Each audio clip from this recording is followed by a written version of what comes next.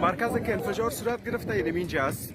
بلخ کې پر یوې غونډې ستره چاودنه او پر مقاومتیانو د اتانور ګزار. جزئیات هم دلته وګورئ او چینل سبسکرایب کړئ.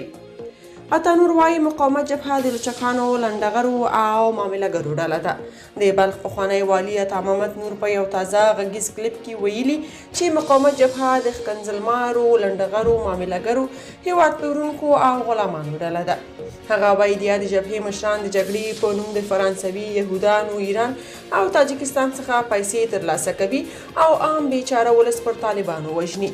اتانور زیاتوي مقاومت جبهه اوس هم د معاملې په لټه کې ده او که طالبان ورته یوه چوکۍ هم ومني دوی چمتو دي چې افغانستان ته لاړ شي.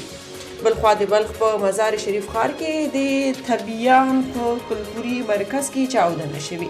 ټاکل شوې وه چې په دغه غونډه کې خبریالانو ته ستاینلیکونه ورکړل شي. د امنیتي چارواکو په وینا دغه چاودنه نن سهار شنبه د مزار شریف ښار په دویمه امنیتي حوزه کې شوې ده.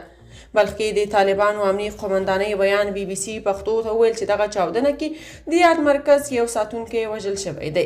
محمد آصف وزیري وایي د 15 خبریالانو په ګډون 8 کسان ټپیان شوي دي. د پیښې ټپیان روغتون ته لیږدول شوي دي. په ټپیانو کې 3 تنه ماشومان دي چې تر درملنې وروسته له روغتون څخه رخصت شوي دي. د ښاغلي وزیري په وینا د تبیان مرکز مسؤلینو د غونډې جوړولو په تړاو له امنیتي چارواکو سره هیڅ راز اړیکه نه ونیولې، نو ځکه هغه کسان نیولي چې د غونډې جوړولو چاره یې پر غاړه درلودې او اوس یې پوښتنې ګروېږنې ترې روانې دي. ویل شوي دغې غونډې ته یو شمېر خبریالان، دیني عالمان او ځینې سیمه ییز چارواکي وربلل شوي وو. د تلو نیوز، شمشاد، پژواک او اریانا نیوز خبریالان زخمیان شوي دي. تر اوسه کومې ډلې د دې پیښې مسؤلیت پر غاړه نه دی اخیستی. که تاسو په دې اړه څه نظر لرئ په کومنټ کې شریک او چینل سبسکرایب کړئ.